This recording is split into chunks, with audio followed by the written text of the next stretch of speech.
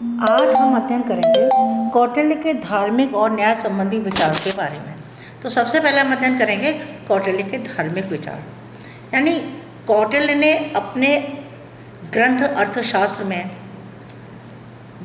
अनेक स्थान पर धर्म शब्द का प्रयोग किया है और उसने कहा है कि धर्म एक ऐसा दायित्व है जो समाज और राज्य दोनों को पोषित करता है। इसलिए धर्म भारतीय समाज और राजनीति का महत्वपूर्ण पहलू हमेशा से ही रहा है और ऐसा भी समझा जाता है कि संगठित समाज की संरचना में धर्म का व्यापक योगदान रहा है, जिससे कि लोगों में नैतिकता, अनुशासन, सदाचारिता और कर्तव्य परायणता का भाव हमेशा जागृत रहे। अब सबसे पहले हम पढ़ेंगे धर्म का अर्थ क्या होता है। धर्म शब्द का जो मूल अर्थ है, धर्म शब्द का जो मूल शब्द है, वर्ण है ध्री। ध्री धातु से, ध्री से उत्पन्न हुआ है, जिसका अर्थ होता है धारण करना। दूसरे शब्दों में धर्म वह सार होता है जो किसी वस्तु का पोषण करता है या उसको जीवित रखता है। तो इसलिए इस प्रकार से धर्म मनुष्य को सही दिशा प्रदान करते हुए उसको सही तरीके से न्यायपूर्वक, सद्भावनापूर्वक, सदाचारपूर्वक, अनुशासनपूर्वक जीवन जीना सिखाता है। अब बात आती है कि धर्म का प्रयोग हम कैसे करते हैं। तो कौटिल्य ने धर्म के प्रयोग को 3 भागों में विभक्त किया है। यानी कौटिल्य कहते हैं कि धर्म का प्रयोग 3 अर्थों में किया जा सकता है। कैसे? सबसे पहले होता है सामाजिक कर्तव्य के रूप में, उसके बाद आता है नैतिक कानून के रूप में, तीसरा आता है नागरिक कानून के रूप में। सबसे पहले सामाजिक कर्तव्य के रूप में कौटिल्य कहते हैं कि एक आदर्श राजा को धर्मनिष्ठ होना चाहिए, धर्म के आधार पर उसको आचरण करना चाहिए। उस राजा को हमेशा धर्म की रक्षा करनी चाहिए और धर्म का उल्लंघन करने वाले प्रत्येक व्यक्ति को दंडित करना चाहिए, क्योंकि अगर किसी भी राज्य से धर्म नष्ट हो जाता है तो उस राज्य के राजा पर, उस राज्य पर विपत्ति आती है। तो कौटिल्य कहते हैं कि अपने धर्म का पालन करने से स्वर्ग और मोक्ष की प्राप्ति होती है। इसलिए राजा का यह कर्तव्य हो जाता है कि वह अपनी प्रजा को कभी भी धर्म और कर्म के मार्ग से भ्रष्ट न होने दे, धर्म और कर्म के रास्ते से पृथक न होने दे, अलग न होने दे और उन्हें धर्म और कर्म के मार्ग पर ही हमेशा संचालित रखे। दूसरा आता है नैतिक कानून के रूप में। कौटिल्य ने अर्थशास्त्र के 3रे अधिकरण के प्रथम अध्याय में धर्म को सत्य पर आधारित नैतिक कानून के रूप में प्रयोग किया है। वो ये कहते हैं कि किसी भी विवाद का निर्णय, यानी कोई भी विवाद हो जाता है, कोई झगड़ा हो जाता है, तो उस विवाद का निर्णय 4 उपायों से किया जाता है। पहला होता है धर्म, दूसरा होता है व्यवहार, तीसरा होता है चरित्र और चौथा होता है राजा की आज्ञा, राजाज्ञा। अब इसमें धर्म जो है वो सच्चाई में, व्यवहार साक्ष्यों में यानी जो गवाह होते हैं उनमें, और चरित्र समाज के जीवन में, जो सामाजिक जीवन है उसका चरित्र कैसा है, और राजाज्ञा यानी राजकीय शासन में स्थिर रहती है।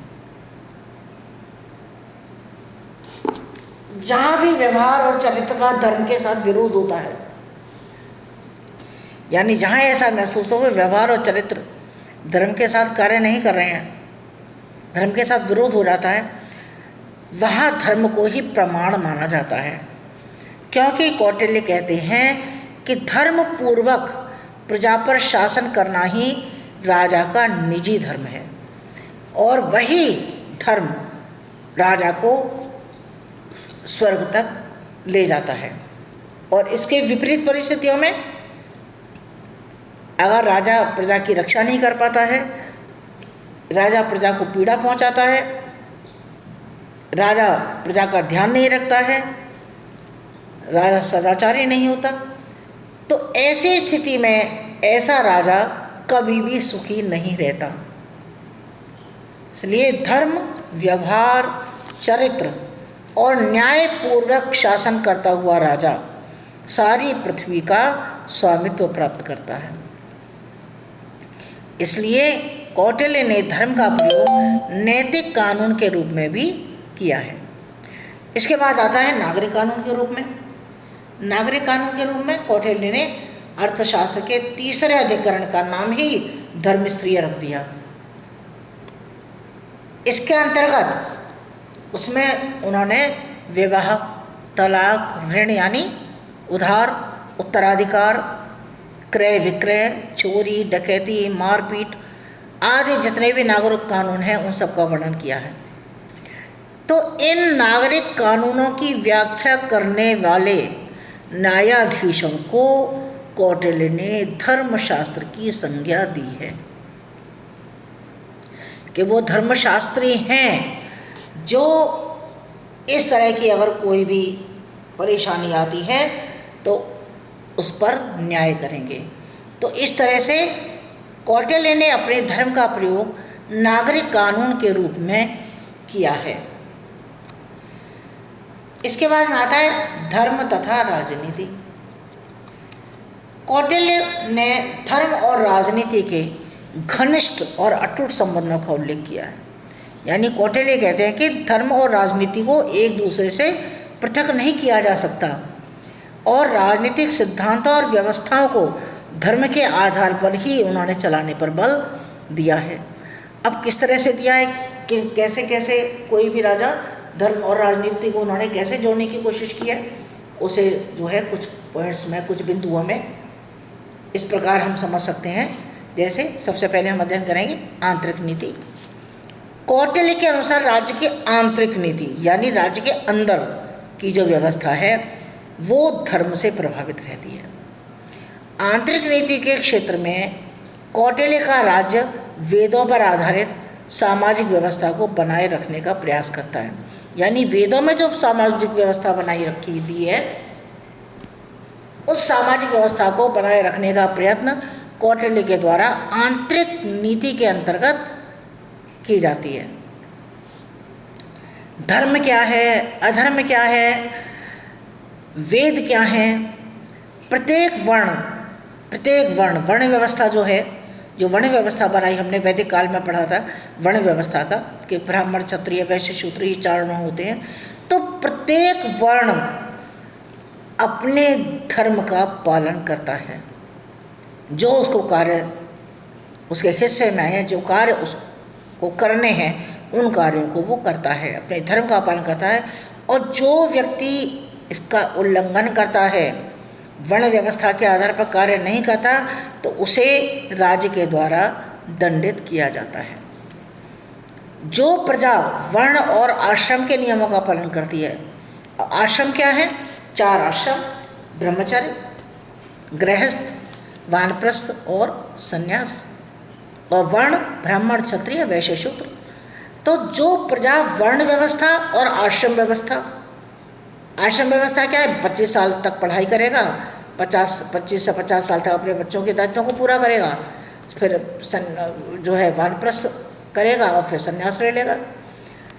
तो जो प्रजा वर्ण और आश्रम व्यवस्था के नियमों का पालन करती है और वेदों के आधार पर चलती है, जो वेदों में नियम बताए गए हैं, जो वेदों में बातें बताई गई हैं, उनके आधार पर चलते हैं, वह प्रजा हमेशा सुखी रहती है और उस प्रजा का कभी भी नाश नहीं होता, वो प्रजा कभी भी नष्ट नहीं होती। तो विवादों का जो निर्णय है वो भी धर्म के अनुसार होता है। तो इसलिए कौटिल्य कहते हैं कि धर्म पर आधारित राज्य ही स्थायी और सुदृढ़ होता है। अगर कोई राज्य धर्म पर आधारित नहीं होता तो वो कभी भी सुदृढ़ नहीं होता और ना ही वो स्थायी होता है। अब दूसरा पॉइंट आता है इसमें विदेश नीति। विदेश नीति के निर्धारण में भी धर्म का बहुत बड़ा प्रभाव पड़ता है। यानी नए राज्य प्राप्त करने पर विजुगीष सदा अपने धर्म, कर्म, अनुग्रह, कर माफी, दान, सम्मान आदि श्रेष्ठ कार्यों से प्रजा की भलाई करे, ऐसा कौटिल्य कहते हैं। जैसे मैंने आपको कौटिल्य के मंडल सिद्धांत के बारे में बताया था, जिसमें वो विजिगीष राजा होता है जो हमेशा विजय की इच्छा रखता है, दूसरे राज्यों को अपने राज्य की सीमाओं में मिलाना चाहता है। तो नए राज्य को प्राप्त करने के लिए धर्म के आधार पर, कर्म के आधार पर अपनी जनता को कर माफ कर देना, उसको दान देना, जनता का मान सम्मान करना, इस तरह से अपनी जनता के अच्छे अच्छे कार्यों को करके प्रजा की प्रति भलाई करना चाहिए, हित के कार्य करने चाहिए। और राजा अपने प्रजाजनों के समान ही वेश, भाषा, आचरण और शील का व्यवहार करे। यानी राजा को अलग नहीं दिखना चाहिए, उसे लगे जैसे उसकी प्रजा है उसी तरह से ही राजा को आचरण और व्यवहार करना चाहिए। और प्रजा के विश्वास की तरह राष्ट्र का देवता, समाजोत्सव तथा व्यवहारों से अपनी भक्ति भावना रखे। तो विजुगीष राजा जो होता है वो समुचित राजभाग, कर माफ और सुख सुविधाएं देकर के प्रजा की रक्षा करे। इसलिए वह सभी धर्मों के देवताओं और आश्रमों की पूजा कराएं तथा विद्वानों, वक्ताओं, धर्मपरायण व्यक्तियों को भूमि तथा द्रव्य यानी धन दे करके उनसे किसी भी प्रकार का राजकर न वसूलें। यानी जो भी धार्मिक कार्य कर रहे हैं, देवताओं की पूजा कर रहे हैं, आश्रमों की पूजा कर रहे हैं, विद्वानों को बुला रहे हैं, वक्ताओं को बुला रहे हैं, धर्म से जुड़े व्यक्तियों को बुला रहे हैं, तो ऐसे लोगों को भूमि और धन दे करके दान देना चाहिए। उनसे किसी भी तरह का कोई भी कर वसूल नहीं करना चाहिए, टैक्स नहीं लेना चाहिए। अगला आता है देवताओं को राज्य संरक्षण। कौटिल्य कहते हैं कि उन्होंने अनेक देवताओं को राज्य का संरक्षण प्रदान किया है और उनकी पूजा की व्यवस्था की है। कहाँ पर? राज्य में। यानी किसी भी राज्य का राजा उन देवताओं की पूजा करेगा और राजधानी के, जो भी राज्य की राजधानी होती है, उसके उत्तरी भाग में नगर देवता, राजकुल देवता और ब्राह्मणों का वास स्थान होना चाहिए। तो कौटिल्य कहते हैं कि दुर्ग, विष्णु, जयंत, इंद्र, शिव, वरुण, अश्विनी कुमार, लक्ष्मी, इन सभी देवताओं की स्थापना करनी चाहिए और प्रत्येक दिशा के मुख्य द्वार पर उसके अधिष्ठाता देवता की स्थापना की जाए। जैसे प्रत्येक द्वार, अब ये कहेंगे कि द्वार देखा आपने, छोटे छोटे राज्य होते थे तो जो पूरब, पश्चिम, उत्तर, दक्षिण चारों तरफ के जो द्वार होते थे, उन चारों तरफ के दरवाज़ों को बंद करके चारों तरफ से उस राज्य की सीमा को एकदम बंद कर दिया जाता था। तो प्रत्येक दिशा के मुख्य द्वार पर अधिष्ठाता देवता के स्थापना का मतलब है कि उत्तर में, उत्तर के देवता कौन है? ब्रह्मा, पूर्व के देवता हैं इंद्र, दक्षिण के देवता हैं यम और पश्चिम के देवता हैं सेनापति। इन देवताओं की स्थापना विभिन्न दिशाओं के मुख्य द्वार पर करनी चाहिए। अब कौटिल्य ये भी कहते हैं कि राजनीति जो है वो धर्म से श्रेष्ठ है। कौटिल्य अपने राजनीतिक विचारों को धर्म पर आधारित मानते हैं, लेकिन बहुत सारे मामलों में वो राजनीति को धर्म से श्रेष्ठ भी मानते हैं कि राजनीति जो है वो धर्म से श्रेष्ठ है। अब कुछ बिंदुओं पर विचार करेंगे। जैसे राजा की आज्ञा धर्म से श्रेष्ठ है। कौटिल्य का विचार है कि यदि किसी बात पर राजा के धर्मानुकूल शासन का धर्मशास्त्र के साथ विरोध पैदा हो जाए तो वहाँ राज शासन को ही प्रमाण मानना चाहिए, क्योंकि ऐसा करने से धर्मशास्त्र का इकाई मात्र ही नष्ट होता है और राजा की आज्ञा का आदेश धर्मशास्त्र के वचन से श्रेष्ठ माना जाता है। इसलिए राजनीति धर्म से सदा आबद्ध नहीं होगी। कहने का मतलब यह है कि जो प्रजा है या धर्मशास्त्री हैं वो राजा की आज्ञा का पालन करें। राजा की आज्ञा जो है वो धर्म से भी श्रेष्ठ मानी जाती है। इसके बाद में आता है उच्च पदाधिकारियों को राजा के प्रति भक्ति भाव और रखना चाहिए, धर्म के प्रति नहीं। जो उच्च पदाधिकारी होते हैं, जिनकी नियुक्ति उच्च पदों पर होती है, तो उन पदाधिकारियों को राजा के प्रति ही अपना भक्तिभाव रखना चाहिए, राजा के प्रति उनको उत्तरदायी होना चाहिए, किसी धर्म के प्रति नहीं। और राजा में ही उनको पूर्ण विश्वास होना चाहिए। इसके बाद में है धार्मिक संस्थाओं पर राज्य का नियंत्रण, यानी धार्मिक संस्थाओं पर। अर्थशास्त्र में उन्होंने कहा है कि जो धार्मिक संस्थाएं यानी जो देवताओं के जो मंदिर होते हैं, उन मंदिरों में धार्मिक संस्थाओं पर राज्य का नियंत्रण किया जाता है। उस मंदिर पर जो दान लोग देते हैं वो दान राजकोष में जमा किया जाता है, जिसका उपयोग राज्य के विकास के लिए किया जाता है। तो इसलिए इन सभी तथ्यों से ये स्पष्ट हो जाता है कि कौटिल्य का राजा उसी हद तक धर्म का पालन करेगा जिस हद तक उसे मूल उद्देश्य प्राप्त करने में किसी तरह की कोई भी बाधा ना आए। और यदि धर्म विभिन्न प्रकार की बाधा उत्पन्न करता है तो राजा को धर्म से अपने आप को बिल्कुल अलग कर लेना चाहिए। तो ये हुआ कौटिल्य के धार्मिक विचार। इसके बाद आता है कौटिल्य के न्याय संबंधी विचार, यानी प्राचीन भारतीय चिंतकों के अनुरूप कौटिल्य भी अपने धर्म के पालन पर बहुत जोर देते हैं। और वो ये कहते हैं कि जब कोई भी राजा अपने धर्म का पालन करता है तो अपने धर्म के पालन करने से न केवल राज्य की व्यवस्था बनती है, बल्कि राजा के अपने लोक और परलोक दोनों ही सुधर जाते हैं। और इसके अलावा, इसके बावजूद भी अगर नागरिक कानून का उल्लंघन करते हैं तो उनको दंडित किया जाना चाहिए, उनको दंड देने की भी व्यवस्था कौटिल्य करते हैं।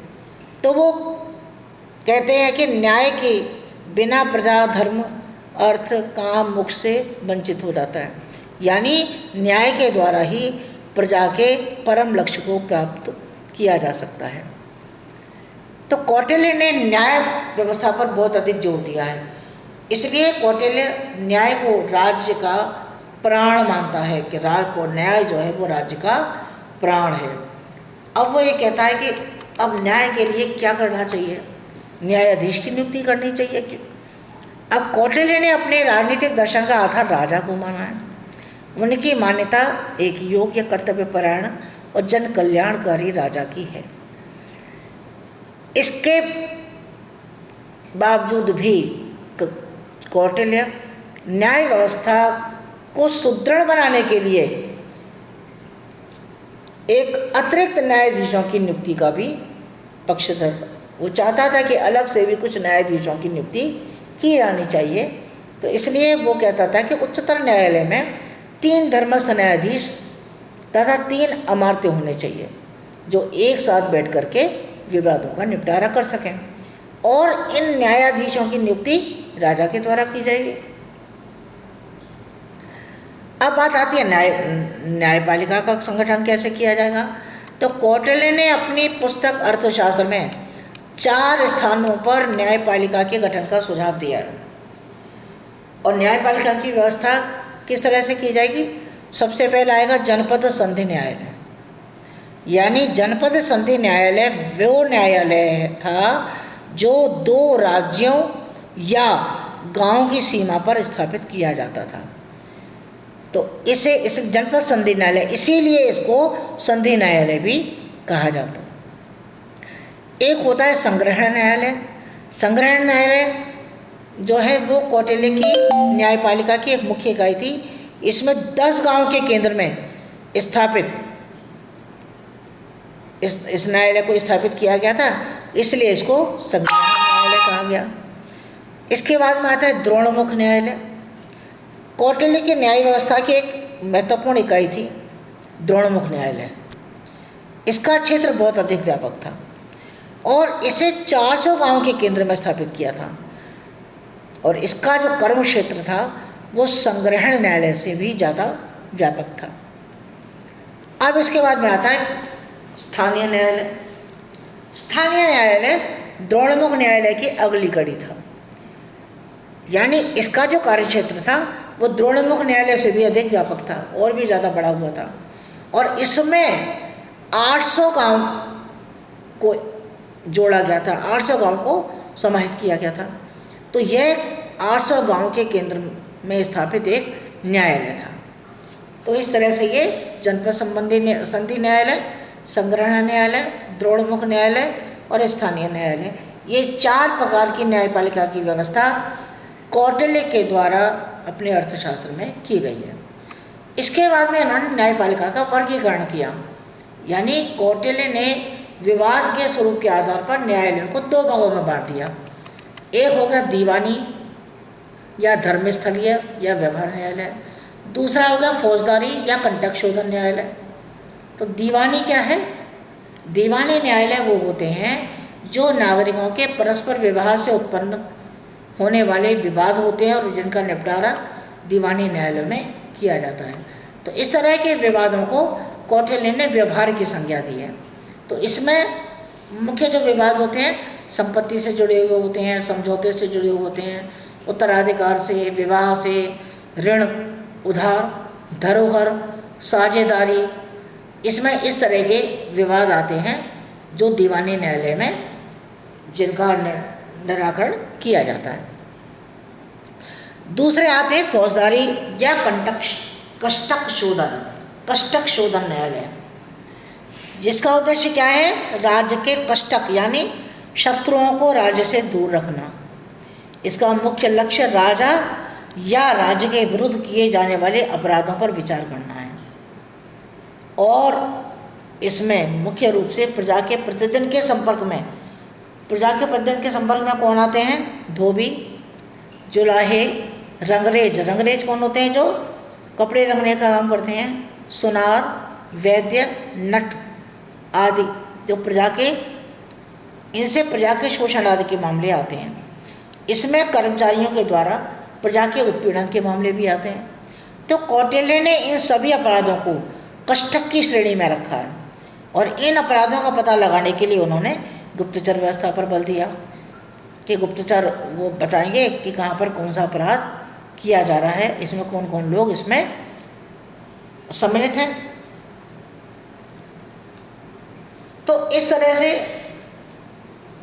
हम ये कह सकते हैं कि कौटिल्य की संपूर्ण न्याय व्यवस्था बहुत ही आधुनिक है। वे न्याय की निष्पक्षता पर बहुत बल देते थे, यानी न्याय में किसी भी तरह का पक्षपात नहीं होना चाहिए, निष्पक्षता हो, और न्याय व्यवस्था के विकेंद्रीकरण के हिमायती थे। और कौटिल्य ने उच्चतर न्यायालय में 3 धर्मस्थ न्यायाधीश और 3 अमात्यों पर बल दिया था तथा निर्णय सर्वसम्मति या बहुमत से करने पर बल दिया था, यानी जो जूरी है इसमें बहुमत से निर्णय लिया जाए। इसलिए उन्होंने न्याय व्यवस्था को निष्पक्ष बनाने के लिए संपूर्ण प्रक्रिया और गवाही के लिखे जाने पर बल दिया कि वो गवाही लिखी जाएगी जिससे पता लगे कि कहाँ पर क्या गलती थी, क्या गवाह था, किसने क्या कहा, किसने क्या नहीं कहा। तो इसलिए कौटिल्य की ये मान्यता थी कि न्याय प्रदान करने की व्यवस्था में किसी भी जाति, वर्ग, लिंग के आधार पर भेदभाव नहीं करना चाहिए। उन्होंने न्यायाधीशों पर भी निगरानी करने पर बल दिया कि न्यायाधीशों पर भी निगरानी रखनी चाहिए कि वो किसी भी तरह के नियमों की अनदेखी न कर दें। और ये कार्य उन्होंने गुप्तचर विभाग को सौंप दिया कि वो जा कर के न्यायाधीशों पर अपनी नज़र रखें, क्योंकि अगर कोई भी न्यायाधीश नियमों की अनदेखी करता है तो उसे दंडित किया जाना चाहिए। तो इस तरह से आज ये कौटिल्य के धार्मिक और न्याय संबंधी विचार संपूर्ण हुए। तो कौटिल्य का जो चैप्टर है वो बिल्कुल आपका कंप्लीट हो गया।